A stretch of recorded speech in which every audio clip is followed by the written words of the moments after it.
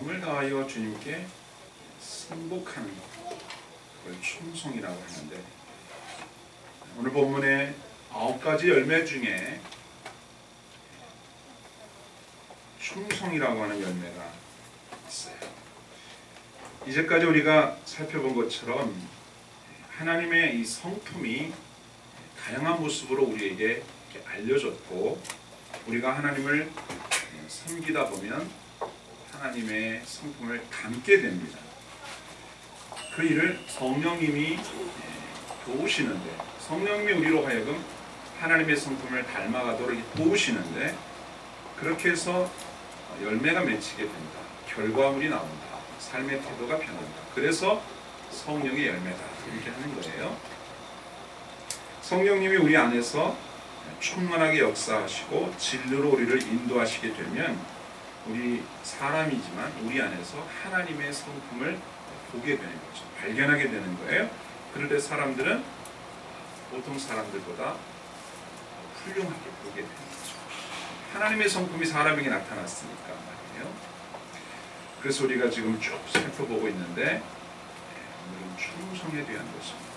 우리가 알고 있는 충성이라고 하는 개념이 국가에 대한 충성이나 어떤 조직에 대한 충성으로 많이 인식이 되어 있는데, 이것이 성령님이 우리 안에 맺게 하셔서 하나님께 대하여 충성하게 하고 사람들에게는 성실함이나 책임감 있는 모습으로 나타나게 하는 열매거든요. 이 열매가 우리 가운데 나타난다면 신앙적으로나 또 평범한 삶 속에서나 아주 좋은 결과를 보게 됩니다. 누구나 다 이 열매를 맺기를 원할 겁니다. 그런데 본래 주님께서 이 충성의 열매를 우리에게 말씀하실 때의 의미를 보다 정확히 알게 되면 우리가 이제까지 알아왔던 충성이라고 하는 개념과 좀 다르다는 면이 있고 또 확대된 면이 있기 때문에 훨씬 더 성령님이 나를 이끄실 때 잘 따라갈 수가 있는 거예요. 그래서 알아야 되는 것이 필요한데, 먼저 이 충성이라고 번역된 원래 단어가 피스티스라고 있는 헬라어예요. 우리나라 말로는 충성, 한자로 충성충, 그 다음에 정성성자를 썼죠. 이 충자가 가운데 중자에 마음심자가 있어요. 이 충이라고 하는 건 마음의 가운데라는 거죠. 그 다음에 정성성자는 이룰 성자에 말씀 엄전이 붙어 있어요. 말씀이 이루는 거예요. 말씀을 이루는 거예요. 그러니까 누군가 나에게 말씀하셨다. 근데 그 말씀을 이루는 걸 정성을 다할 때 할 때 성자인데, 마음의 중심에서부터 그 일을 이루려고 한다. 그 태도, 그걸 충성이라고 하는 거죠. 우리가 읽는 이 한자가 아주 너무 잘 돼 있어요. 임금이나 주인에게, 국가나 조직에게 어떤 마음으로 일할 때 그것이 옳은 것인가, 충성인데, 그 국가가 추구하고 또 그 민족이 추구하고 그 왕이, 주인이 원하는 것을, 그분이 하신 말씀을, 그들의 뜻을 마음을 다해서 정성을 다해서 이루려고 하는 마음, 태도, 이게 충성이라고 한다면, 이 충성의 본래 피스티스라고 하는 이 말의 어근이 페이도라는 단어에서 왔는데, 이 페이도라는 단어에서 영어에 persuade라는 단어가 나왔어요. 이 페이도라고 하는 단어가 설득이라는 단어입니다. persuade라고 하는 단어가 하게 하다, 무엇을 설득하여 하게 하다, 이런 단어이잖아요. 그러니까 정리하면 이런 거예요. 피스티스, 충성이라고 하는 것은 진리에 대한 또는 신에 대한 어떤 대상에 대한 설득된 확신으로, 설득이 된 거예요. 그분이 내게 뭐라고 말씀하셨는지 내 마음으로 동의하는, 설득이 된 확신으로 종교나 직업에 순응하고 또 그것을 지속적으로 꾸준한 마음으로 변함없이 행하는 태도, 이걸 충성이라고 한다. 여기에 이제 인상적으로 남는 단어들이 있죠. 설득이라는 단어와 승복, 지속적이라는 단어, 그죠? 마음의 중심이라는 단어가 이렇게 있죠. 이걸 종합을 하면 그걸 충성이라고 한다. 이제 하나님께 내가 충성한다 그러면 하나님의 뜻을 알고, 그리고 그 뜻에 순종하고 승복을 하고, 그 승복하되 하나님을 섬기는 그 마음의 태도를 변함없이 지속적으로 가져가는 것. 하나님을 충성되이 섬기는 신자의 태도가 되는 거예요. 충성되는데 하나님이 뭘 원하시는지를 모른다. 성경에 뭐가 어떻게 쓰여 있는지 내용을 모른다.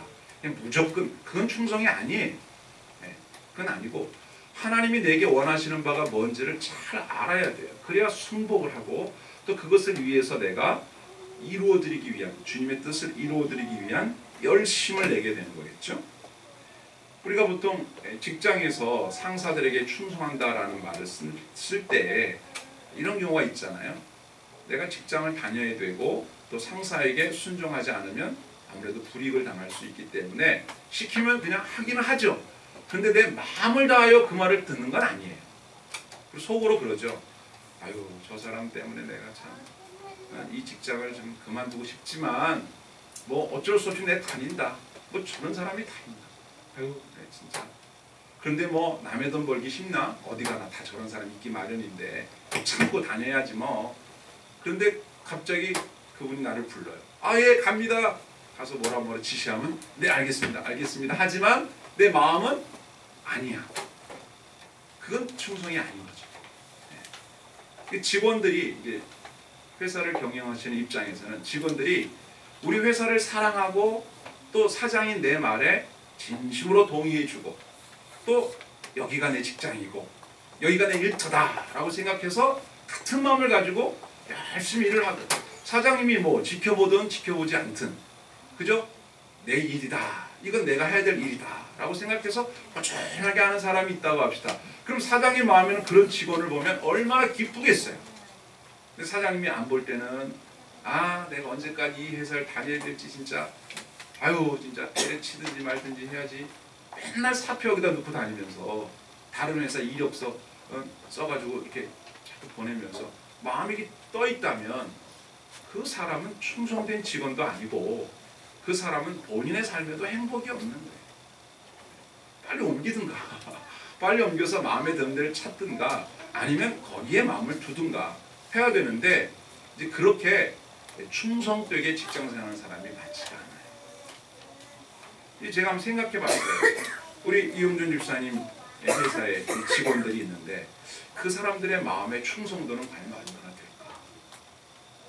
뭐 오랫동안 같이 일하셨으면 알겠죠, 어느 정도. 근데 그들이 다 충성된 직원들은 아닐 수도 있거든요. 그 중에 좀 아닌 사람도 있을 수 있어요. 할 수 없이 나오는 사람도 있다고. 또 우리 김명주 집사님 어린이집에 교사들이 몇 분 계시잖아요. 그분들이 충성된 마음으로 일을 해준다면 원장으로서 얼마나 기쁘겠어요.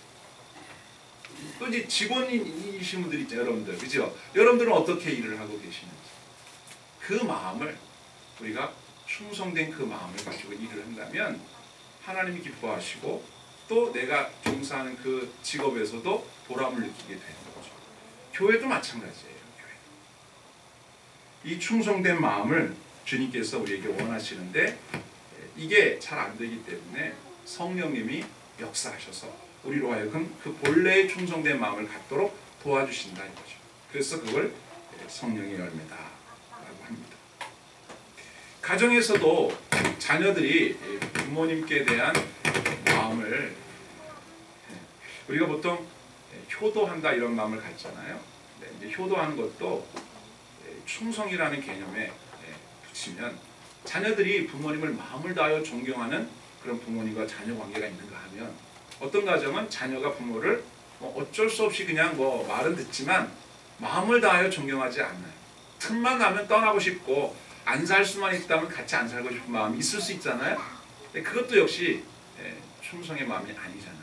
근데 여러분 생각해 보세요. 성령의 열매라고 했잖아요. 성령의 열매가 맺히려면 우리 안에 성령의 역사하심이 있는 거잖아요. 근데 성령의 역사하심이 있어서 열매를 이런 걸 맺는다면 내가 어떤 관계 속에서 진심이 아닌 가식적인 마음으로 그 사람을 상대하고 있다는 것은 성령의 역사가 아닌 거잖아요.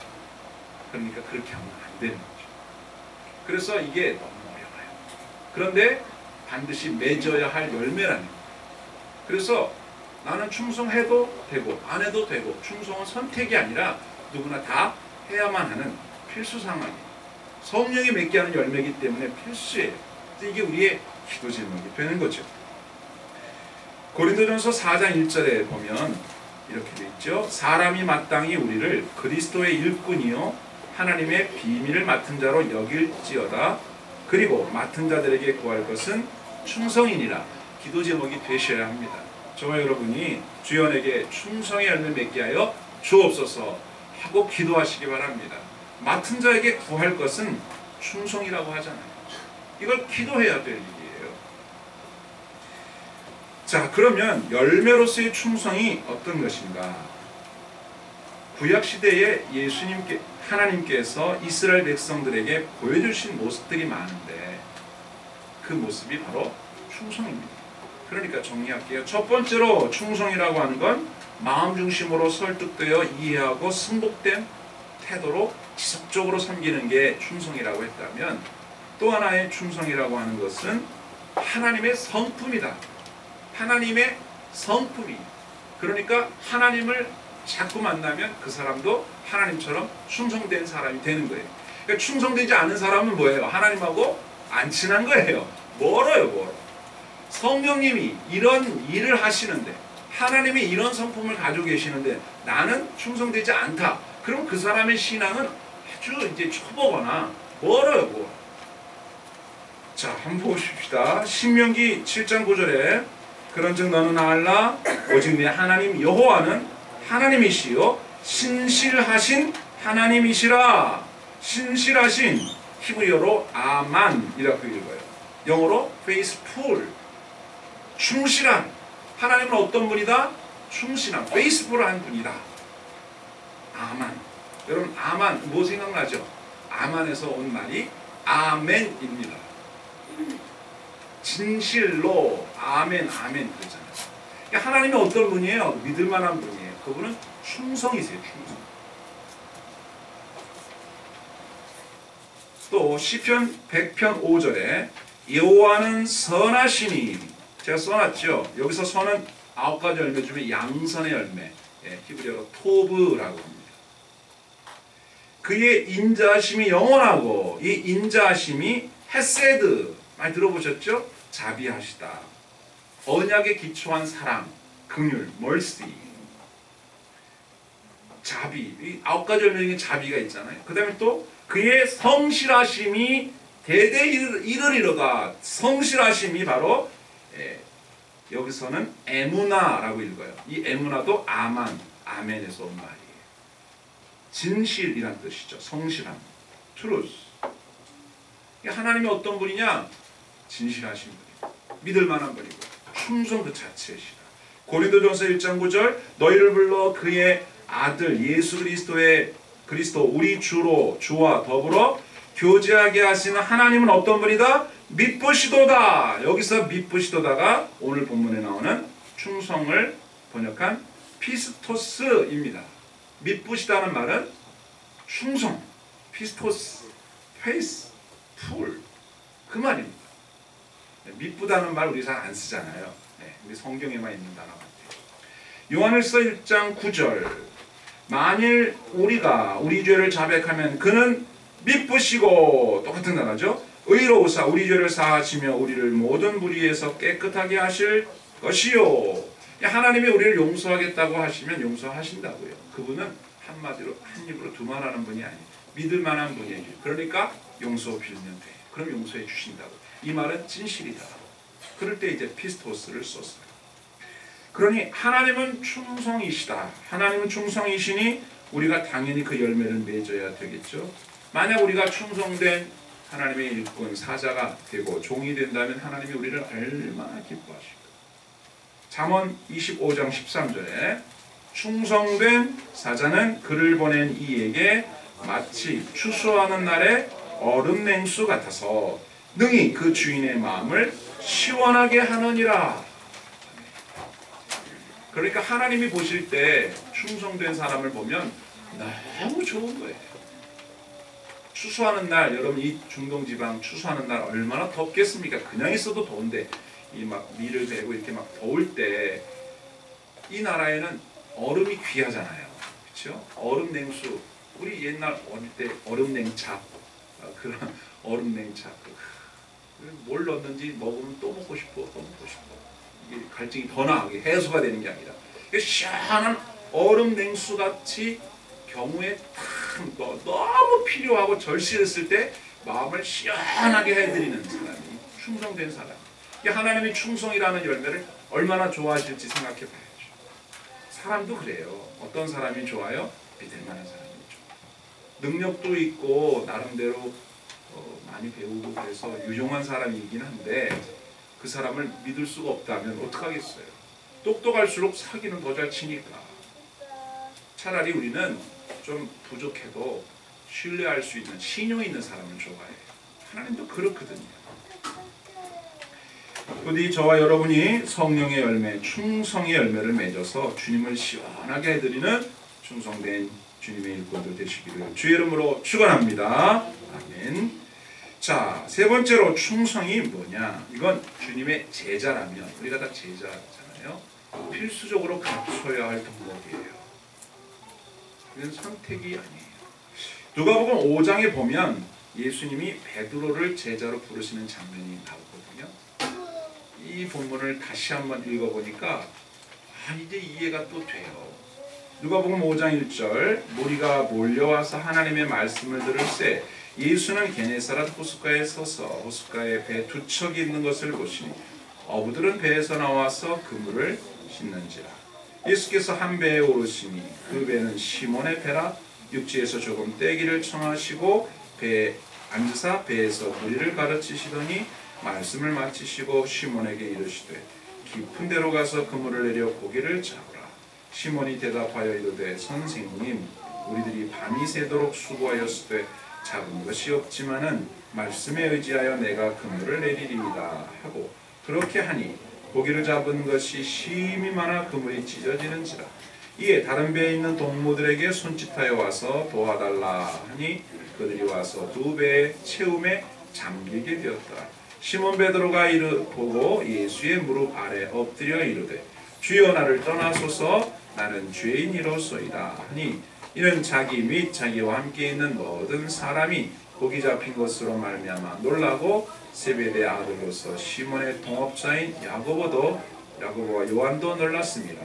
예수께서 시몬에게 이르시되 무서워하지 말라. 이제 후로는 내가 사람을 취하리라 하시니 그들이 배들을 육지에 대고 모든 것을 버려두고 예수를 따르니라. 아멘. 그림이 그려지시나요? 밤새도록 고기 잡으려고 했는데 한 마리도 못 잡았어요. 그래서 그물을 씻고 있어요. 또 잡겠다는 거죠, 다음에. 보통 성격 급한 사람 같으면 그물 씻을 것도 없어. 아이 성질나 진짜. 한 마리도 안 잡히고. 아이 진짜. 야 씻긴 뭘 씻냐. 냅둬 그냥 가자. 그런데 이 사람들은 안 그랬어요. 한 마리도 못 잡았는데 다음 기회를. 아마 제 짐작에 이런 일이 처음은 아니었던 것 같아요. 고기 못 잡고 허탕치는. 여러분 고기 잡으러 갔는데 한 마리도 못 잡은 그 기분 아시나요? 무엇인가 목적을 가지고 나아갔는데 성과를 하나도 거두지 못하고 빈손으로 돌아왔을 때 그 허탈함과 그 스스로에 대해서 아이고 못났냐 왜 이렇게 이런 생각할 거예요. 그런데 예수님이 오셔서 뭐 설교하시겠다고 배를 빌린다고요. 그때 물론 아무리 랍비에게 이스라엘 사람들이 좀 예의를 갖추는 문화라고는 하지만 이 사람 성격에 지금 밤새 고기 한 마리 못 잡고 지금 허탕쳐서 밤새서 고기 잡았다는 얘기는 잠도 못 잤을 텐데 얼마나 짜증나겠어요. 여러분 잠 못 자고 아침에 짜증나거든요. 여러분 야근 해보셨죠? 야근. 근데 그렇게 합니다. 또 배 이렇게 빌려드려요. 또 설교를 예수님이 뭐 간단히 5분 설교했을 것 같지는 않아요. 여러분 아시다시피 예수님 설교는 한 번 하시면 길어요. 빨리 가서 아침 먹어야 되는데 짜증나게 빨리 끝내시지. 그런데 예수님이 설교 후에 고맙습니다. 잘 썼어요. 이게 아니고 깊은 데로 가서 그물을 내려보라고 또 얘기를 하십니다. 이제 다 와서 그물 싣고 있었는데 너희 왜 이렇게 말이 많어. 그냥 제 갈 길 갈 것이지. 우리 고기 잡는 것까지 간섭을 하셔. 밤새 한 마리 못 잡았다고. 더군다나 아침에는 고기 잘 안 잡거든요. 해 떠오르면 고기들이 다 숨어요. 깊은 물로. 근데 뭘 가라 그래. 더군다나 진짜 이러고 있었는데 사람들 어떻게 합니까? 가잖아요 또. 그리고 뭐라고 그래요? 선생님 밤새도록 했지만 한 마리도 못 잡았다나 못 잡았어요. 그런데 가라고 하시니까 이제 갑니다. 여러분 이게 요 말이 되게 우리 마음에 이렇게 느낌으로 베드로의 지금 심정이 어떨까? 밤새도록 그물 들였는데 한 마리도 못 잡은 심정인데 예수님이 가서 그물을 내려보라고 하니까 간다. 이게 한편으로는 에이, 그래 해보자 이런 체념의 마음도 있었겠지만 한편으로는 기대하는 마음 반 있었을 것 같아요. 그런데 이런 마음이 있는 거죠. 적어도 랍비니까 이 선생님이 하신 말씀에 대해서 자신이 움직였다라고 하는 것은 마음으로 승복했다라고 하는 거죠. 근데 앞서 말씀드린 대로 속은 동의 안 하는데 행동하는 경우가 있잖아요. 근데 여기에서 베드로의 마음이 정말로 마음으로 동의를 했을지 아니면 마음은 가기 싫은데 겉으로만 동의하고 물고기 잡으러 갔을지는 사실 알 수는 없어요. 베드로한테 물어봐야죠. 그런데 예수님은 사람의 중심을 아시거든요. 예수님은 베드로의 중심을 아십니다. 베드로를 왜 불렀을까? 베드로를 왜 제자로 삼았을까? 이런 측면에서 생각해 볼 땐 베드로의 마음의 중심, 심지어는 베드로도 모르는, 자기도 자기를 모르는 자기 속마음을 예수님은 아신 거예요. 베드로에게는 어떤 마음이 있었는가? 그의 마음 중심 속에는 바로 하나님, 예수님에 대한 순종하는 마음이 있었어요. 우리는 몰라요. 본인도 몰랐을 거예요. 그래서 반반으로 갑니다. 하지만 예수님은 그걸 아셨기 때문에 베드로를 사람을 취하는, 사람을 낚는 업으로 부르신 거예요. 예수님의 부르심은 후회함이나 실수함이 없어요. 우리는 사람 잘못 볼 수 있지만 예수님은 사람 잘못 보지 않거든요. 예수님이 아무나 다 부른 거 아니거든요. 예수님이 본 베드로의 중심 속엔 예수님의 말씀에 순종하고자 하는 설득된 마음, 다시 말해서 충성의 마음이 있었던 거죠. 베드로에게 있어서 가장 큰 아픔이 뭔지 아십니까? 바로 그가 가지고 있는 단 하나의 장점인 이 충성이 뒤집어져 배신자가 됐었다는 사실이에요. 그는 평생 예수님 모른다고 부인했던 것, 그걸 짊어지고 살아야 했어요. 나중에 어떻게 죽습니까? 예수님을 위하여 십자가에 거꾸로 달려 죽을 만큼 끝까지 충성하는 사람이 되잖아요. 예수님이 베드로를 다시 찾아왔을 때 예수님이 베드로에게 묻잖아요. 너 나를 사랑하느냐? 이 사람들보다 나를 사랑하느냐? 그랬을 때 베드로가 예, 사랑합니다. 3번이나 물으시니까 3번째 뭐라고 하세요? 주님이 아십니다. 그렇게 대답하잖아요. 솔직히 예수님, 나도 나를 모르겠어요. 내가 주님을 진짜 사랑하는지 안 하는지. 왜? 배신을 해봤기 때문에. 그전에는 내가 예수님 정말 사랑해서 죽을 때까지 안 떠난다고 장담을 했었는데 막상 그런 엄청난 상황에 놓이다 보니까 나도 모르게 부인을 했거든요. 그게 자신감이 없어진 거야. 나도 나를 모르겠는 거야. 그래서 예수님이 너 나 사랑하냐? 라고 물을 때 자신이 없어요. 주님이 아시잖아요. 사랑합니다 라고 나는 말할 수밖에 없지만 그게 진심인지 아닌지 나 잘 모르겠어요. 주님이 아시잖아요. 이렇게 대답했다는 거죠. 그래 뭡니까? 우리 주님께서 우리로 하여금 우리에게서 보고자 하시는 마음은 뭐냐면 사실상 우리도 우리를 알지 못하는 우리의 중심에 있는 마음을 주님이 보신다는 거예요. 그러니까 언제나 우리는 어떤 마음을 가져야 되느냐? 난 떳떳해. 나는 하늘을 우러러 부끄러울 거 없어. 나는 거울을 쳐다봐도 하나도 안 부끄러워. 난 당당해. 그럴 수 없다는 거예요.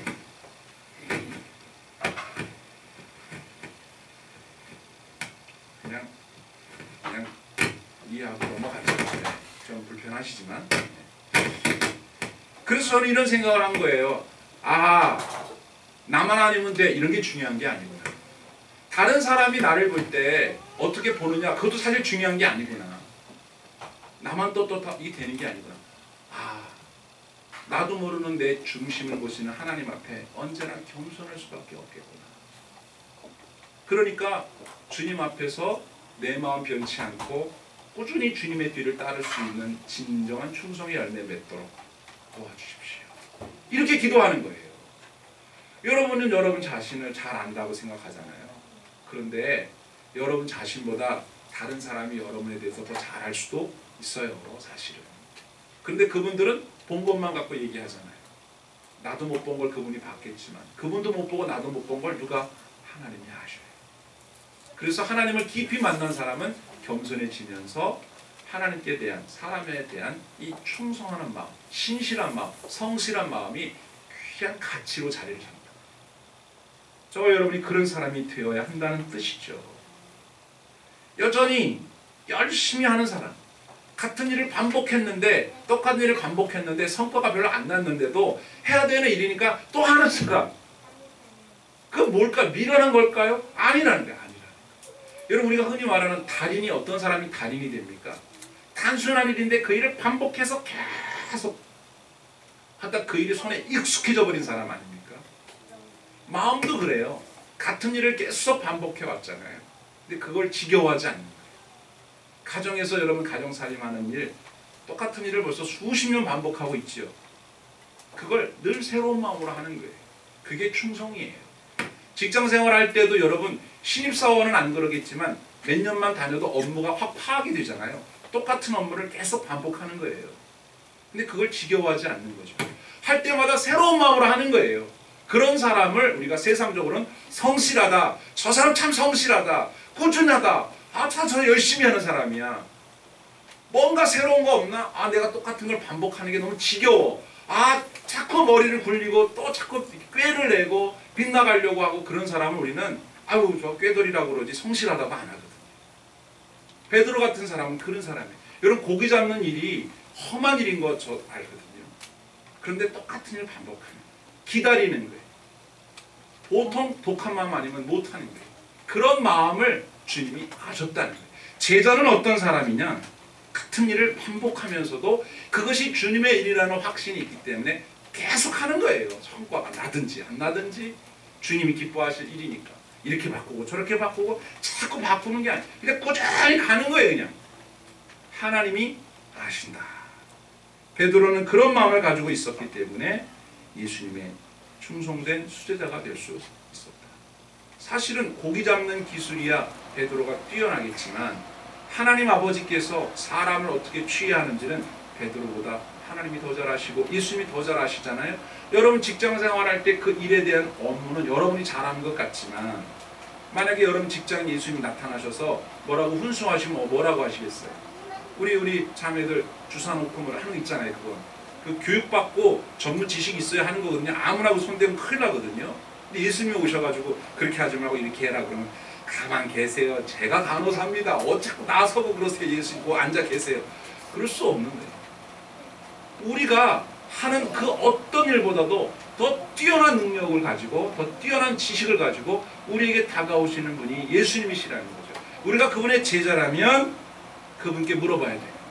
어떻게 하면 제가 하는 이 일, 수십 년 해왔기 때문에 아주 익숙해진 일이기 때문에 잘 아는 일이긴 하지만, 그때마다 새롭게 여쭤보는 거죠. 주님, 오늘도 새로운 하루가 시작됐습니다. 오늘도 직장에 나갑니다. 오늘도 이 일을 합니다. 주님, 어제도 했던 일이고 작년에도 했던 일이고 몇 년 전부터 계속 반복했던 일이지만 오늘 마치 처음 하는 것처럼 주님 저를 도와주시고 인도하셔서 잘 감당하게 해주시옵소서. 이런 사람을 충성되다라고 한다. 오랫동안 어떤 일을 맡으면 문제가 생기기 때문에 나라에서도 자꾸 자리를 바꾸지 않습니까? 저를 보내고 일일 보내잖아요. 왜 그래요? 사람이 꾸준하게 하는 것이 힘들기 때문에. 그런데 뭐 한 곳에서 25년 장사했다, 30년 장사했다, 이런 사람들이 있죠. 그런 사람들의 마음속에 바로 이런 충성의 마음이 있는 거예요. 자기 일에 대한 성실. 만약에 여러분 충성된 마음이 없이 일을 잘하는 사람은요, 자꾸만 오버를 합니다. 자꾸 오버해. 자기의 선을 넘어가요. 그리고 자꾸만 훈수를 두려고 해요. 근데 그게 받아들여지지 않으면 원망하고 불평합니다. 문제가 터져요. 사고가 터져요. 충성된 종은 주인보다 오버하지 않습니다. 주인의 뜻에 순종하여 그분을 위하여 일하는 겁니다. 사실 저희가 부목사로 있을 동안에 참 많은 경험을 했는데, 그 중에 하나가 뭐냐면, 담임 목사님이 가장 기뻐하는 부목사의 상이 뭔지 아세요? 여러분 어떻게 들으실지 모르겠지만 오버하지 않는 부목사예요. 너는 부목사로서의 역할만 하면 돼. 근데 우리도 배울 만큼 배웠다. 목회에 대해서 알 만큼 안다. 그러기 때문에 자꾸 담임 목사님에게 훈수를 두거든요. 의견을 물어보시지만 결정은 담임 목사님이 하는 건데 부목사들끼리 모여갖고 이건 이렇게 해야 되는데 왜 그걸 안 하시는지 모르겠다고 담임 목사님에게 막 건의도 하고 막 그래요. 근데 목사님은 생각이 있어서 알았다고 천천히 하자고 이렇게 얘기하시면 왜 모여가지고 막 불평불만하는데 그거를 이제 자기들끼리만 얘기하는 게 아니라 뭐 다른 성도들하고도 얘기하고 이러잖아요. 한 번은 그런 일이 비슷한 일이 있어가지고 다 집합을 했어요. 그래서 목사님 모아놓고 여러분들이 열정적으로 일하시는 거 참 고맙고 기쁩니다. 그러나 자신의 본분만 다 해주시기 바랍니다. 충성이라고 하는 건 그런 거예요. 열심히 하는 것보다 자신의 위치에서 하나님 앞에서 순복된 마음으로 똑같은 일을 반복하더라도 꾸준하게 감당하면서 자신의 본분을 다 하는 거죠. 그럴 때 주인이 우리 주인 되시는 하나님께서 마음이 시원하십니다. 자녀들도 마찬가지고 직원들도 마찬가지고 다 마찬가지입니다. 우리의 마음속에 자신에게 주어진 일에 대해서 충성된 사람이다 라고 자부할 수 있으려면 그 일에 대한 그 마음의 태도를 잘 봐야 되는 거죠. 자, 네 번째로는 충성은 하나님을 신뢰함으로부터 오는 평안입니다. 평안. 근데 충성된 사람은요 마음이 평안해요. 왜? 하나님이 하시는 일과 뜻에 이미 승복했기 때문에. 그래서 왜 이러나 왜 그렇게 안 하나 하고 계속해서 원망하고 불평하는 마음 자체가 없기 때문에 믿기 때문에 마음이 평안한 거예요. 한번 따라합시다. 승복하여 충성하면 평안합니다. 내 마음이 안 평안하다는 얘기는 뭐냐면 오버하고 있는 거예요. 내 마음이 안 평안한 건 충성이 아니에요. 열심히는 하는데 충성이 없어서 안 평안한 거예요. 제가 존경하는 이찬수 목사님이라는 분 계세요. 여러분 기억 아시죠? 네, 제가 참 좋아하는 분인데 이분의 설교를 제가 종종 들어요. 듣다가 이런 대목이 나오더라고요. 그분이 잘 아는 분 중에 이 복음성가 작사 작곡하는 분이 있는데 여러분 이런 찬양 들어보셨어요? 하나님 한 번도 나를 실망시킨 적 없으시고 언제나 공평과 은혜로 나를 이끄시네. 이 노래를 만드신 분을 이찬수 목사님이 개인적으로 잘 아신대요. 근데 이 목사님 말씀이 자기는 이 찬송의 가사가 이해가 안 된다는 거예요. 하나님이 나를 한 번도 실망시킨 적이 없다? 정말? 언제나 공평과 은혜로 인도하셨다? 내가 이 사람을 아는데. 그래서 목사님이 의아하게 생각했대요. 이건 그냥 노래 아닌가, 진심이 담긴 거 아니다. 왜냐하면 그 노래를 만드신 분이 아이가 어릴 때 사고로 질병을 얻어서 그만 잃어버렸어요. 그래서 젊은 나이에 어린 자기 자녀를 병으로 잃었기 때문에 그걸 받아들이지 못해요. 왜? 내가 왜? 하나님 나 잘 믿었는데 하필이면 왜 나한테 막 이러면서 그걸로 막 못 견뎌하고 막 하나님 원망하고 잠시 그랬다가 승복을 합니다. 내가 알지 못한 하나님의 영원하시고 영원하신 뜻 가운데 일어난 일이니 받아들여야지. 그래서 하나님이 하신 일이라고 생각하고 승복했어요. 주변 사람들은 뭐 말도 안 된다, 뭐 난리가 아니었대요.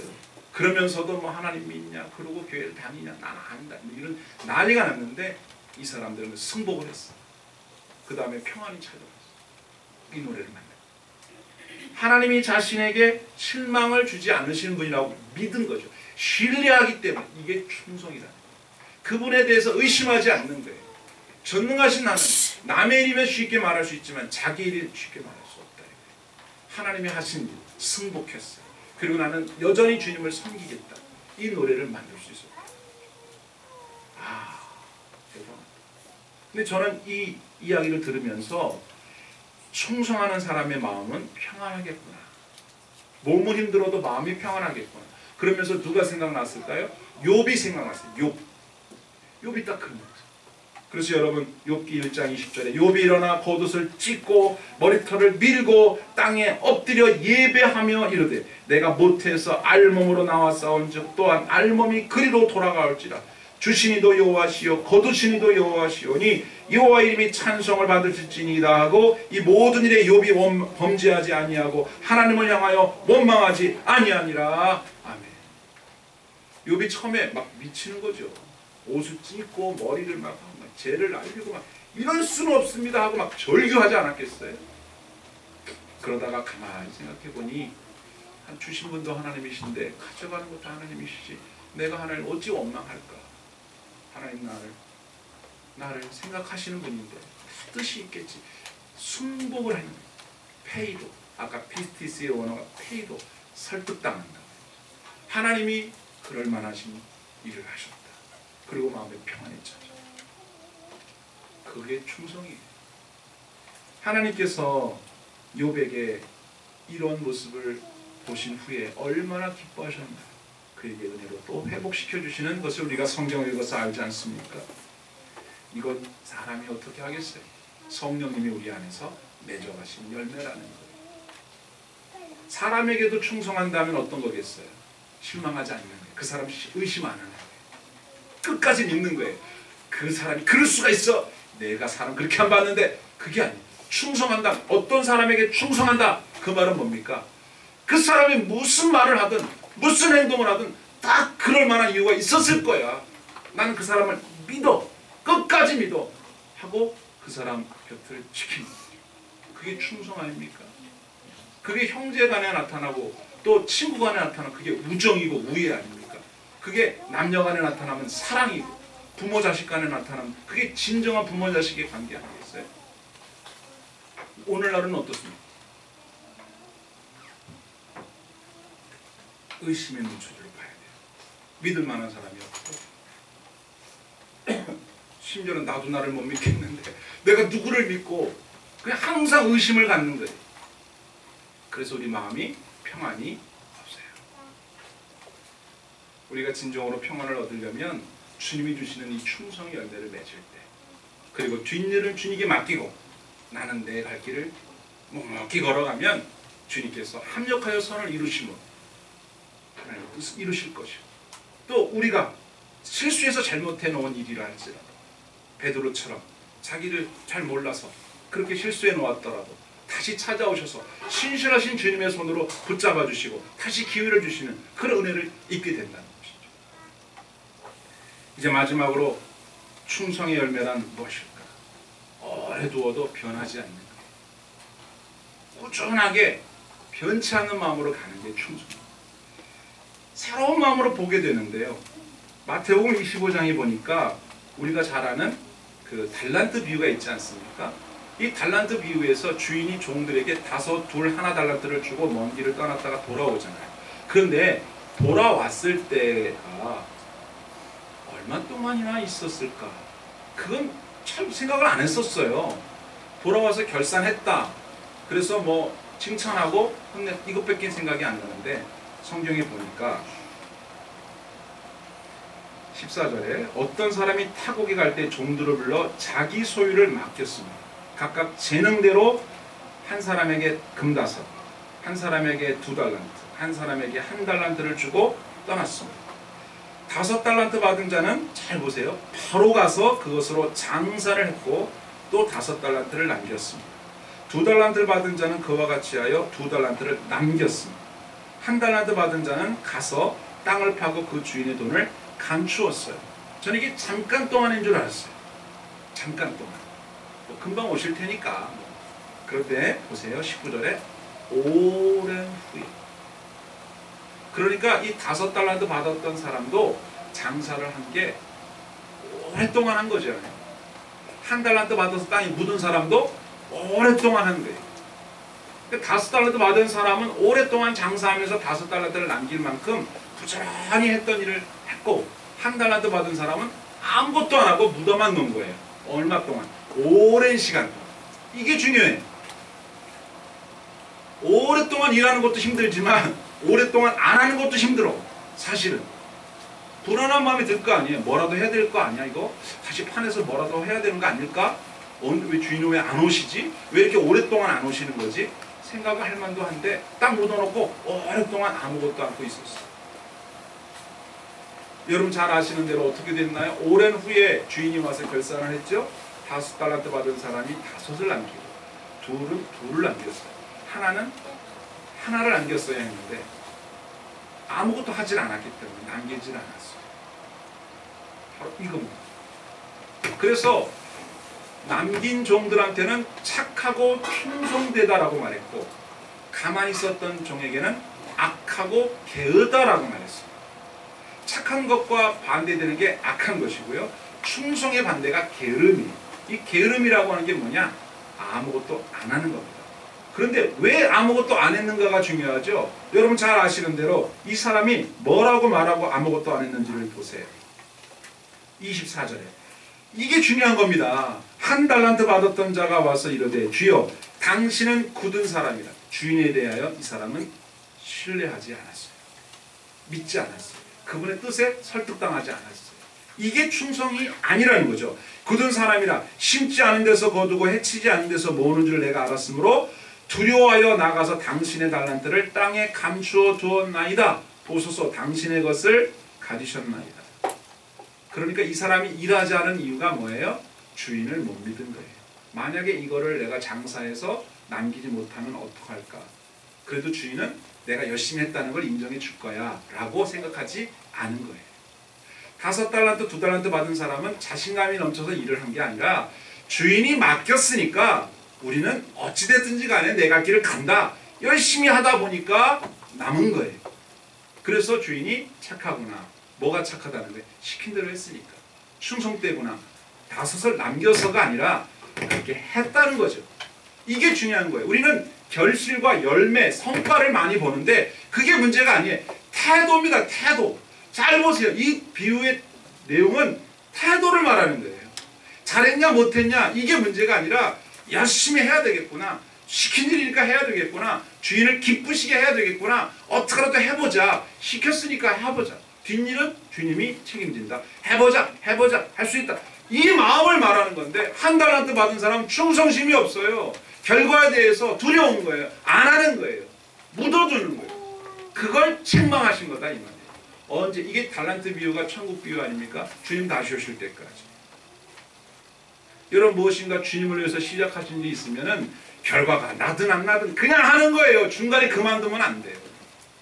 그냥 하는, 이걸 보려고 하는 거예요. 베드로 물고기 잡는 건 실패했어요. 그 사람. 자기 일을 잘하는 사람을 주님이 쓰신다. 자기 직업에서 성공한 사람을 하나님이 쓰신다. 아닙니다. 자기 직업에서 실패한 사람이에요. 베드로는. 물고기 잡는 일에 실패했어요. 그런데 예수님은 썼어요. 어떤 거 보고 썼어요? 실패해도 또 하는 거예요. 주님이 그만두라 할 때까지 한 거예요. 이 사람이. 종은 주인이 하라면 하고 하지 말라면 안 하는 겁니다. 이게 충성이에요. 언제까지? 끝까지. 여러분 생각을 잘 생각해 보세요. 우리가 주님의 뜻을 분별을 못 하잖아요. 가라는 건지 멈추라는 건지를 어떻게 알아? 멈추려는데 가면 또 불충성이고 가랬는데 멈추면 불충성이니까 결국 남는 게 뭡니까? 주님께 물어봐야 돼요. 충성된 종들은 주인에게 물어봅니다. 어떻게 물어보시겠어요? 주님의 뜻을 알아야 될 거 아니에요. 주님의 뜻은 어디에 있습니까? 성경에 있습니다. 주님의 뜻을 알려면 어떻게 됩니까? 기도해야 압니다. 설교를 들어야 알아요. 모르면 몰라요. 그러면 주님이 가라고 하는데 멈추고 멈추려 했는데 가게 돼요. 이래서 불충성해요. 결론은 뭡니까? 충성된 하나님의 일꾼은 말씀에 가까이 합니다. 기도를 합니다.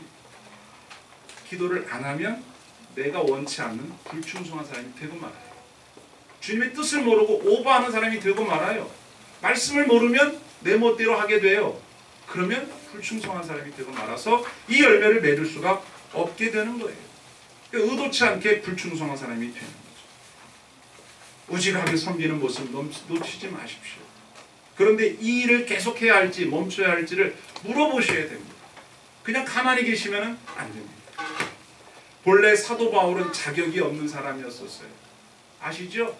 예수님 믿는 사람 죽이는데 앞장선 사람 아니었습니까? 근데 그런 사람을 예수님이 제자로 삼는다. 말도 안 되는 소리지만 예수님은 그 사람이 하던 일을 그만두고 예수님을 따르는 종을 삼기 위해서 그 사람 속마음을 보신 거죠. 사도 바울의 마음속에 있는 그 마음. 그게 뭐겠습니까? 디모데전서 1장 12절을 보십시오. 나를 능하게 하신 그리스도 예수 우리 주께 내가 감사하며 나를 충성되이 여겨 내게 직분을 맡기시니. 예수님이 자기를 충성되게 여겨줬다는 거예요. 여러분 뭘 보고 충성되게 여겨줬을 것 같아요? 뒤에 나옵니다. 내가 전에는 비방자요 박해자요 폭행자였으나 도리어 긍휼을 입은 것은 내가 믿지 아니할 때 알지 못하고 행하였습니다. 몰라서 이런 짓을 했다고요. 그랬는데 14절 우리 주의 은혜가 그리스도 예수 안에 있는 믿음과 사랑과 함께 넘치도록 풍성하였도다. 믿보다 모든 사람이 받을 만한 이 말이요 그리스도 예수께서 죄인을 구원하시려고 세상에 임하셨다 하였도다. 죄인 중에 내가 괴순이라. 그러나 내가 긍휼을 입은 까닭은 예수 그리스도께서 내게 먼저 일체 오래 참으심을 보이사 후에 주를 믿어 영생 얻는 자들에게 본이 되게 하려 하심이라. 영원하신 왕 곧 썩지 아니하고 보이지 아니하고 홀로 하나이신 하나님께 존귀와 영광이 영원토록 무궁하도록 있을지어다. 아멘. 사도 바울이 끝까지 목숨을 다하여 충성할 수 있었던 것은 자기같이 자격 없는 사람을 충성되게 여겨주신 하나님의 그 속뜻을 나는 모르지만 나를 어딜 봐서 나를 충성되게 여겼을까 모르겠지만 나를 그렇게 여겨주신 주님의 그 은혜가 너무 감사해서 안 할래야 안 할 수가 없었다.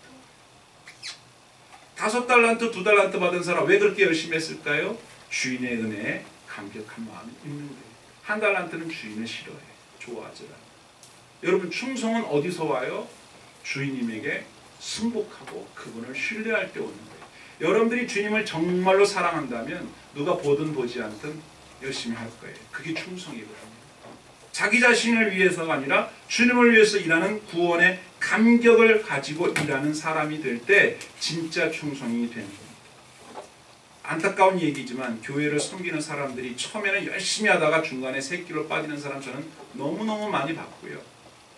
처음에는 되게 충성되고 되게 순종적인 일꾼인 줄 알았더니 시간이 좀 지나고 나니까 다 아니라는 걸 알게 돼요. 왜 그랬을까요? 그분들의 마음속에 부정한 게 뭐였을까요? 주님을 향한 사랑, 주님께 받은 은혜가 없어서 그래요. 나쁜 사람이라서 그런 게 아니에요. 사람은 주님의 사랑과 은혜가 여기 없으면 다 그렇게 돼요. 저도 그렇게 될 수 있어요. 여러분도 그렇게 될 수 있어요. 끊임없이 기도하면서 주님의 그 은혜와 사랑을 마음속에 계속해서 간직하지 않으면 충성은 할 수 없는 일입니다. 우리 힘으로 안 돼요. 성실함, 우리의 꾸준함 어디로부터 옵니까? 주님을 사랑하는 마음, 나를 구원해 주신 주님의 은혜 때문에 오는 거예요. 여러분 이 충성이 있는 사람은요 사회에 나가서도 성실하게 일하게 돼 있어요. 욕먹는 사람 되면 안 됩니다. 교회 다닌다는 사람이 직장생활하면서 눈가림으로 자꾸 속이고 사장님 안 보실 때 엉뚱한 짓 하고 그거는요 불충성할 뿐만 아니라 주님께 영광을 가리우는 아주 잘못된 일이에요. 그래서 이런 말씀도 있지 않습니까? 골로새 3장 22절에 종들아 모든 일에 육신의 상전들을 순종하되 사람을 기쁘게 하는 자와 같이 눈가림만 하지 말고 오직 주를 두려워하여 성실한 마음으로 하라. 무슨 일을 하든지 마음을 다하여 주께 하듯 하고 사람에게 하듯 하지 말라. 이는 기업의 상을 주께 받을 줄 아나니 너희는 주 그리스도를 섬기느니라. 아멘. 우리는 기업의 상을 주님께 받을 거예요. 그러니까 성실하게 사는 거예요. 충성되게 사는 거예요. 여러분 이 열매 맺으시기를 축원합니다. 주님의 사랑과 은혜가 마음속에서 사라지고 희미해지기 시작할 때 여러분들은 불충성한 사람이 되고 말아요. 오늘 주님께서 저와 여러분들에게 충성의 열매를 기대하십니다. 주님을 뜨겁게 사랑하는 사람이 충성합니다. 하나님께서 저와 여러분들에게 이 열매 맺게 하시길 주의 이름으로 축원합니다. 아멘. 찬송 320장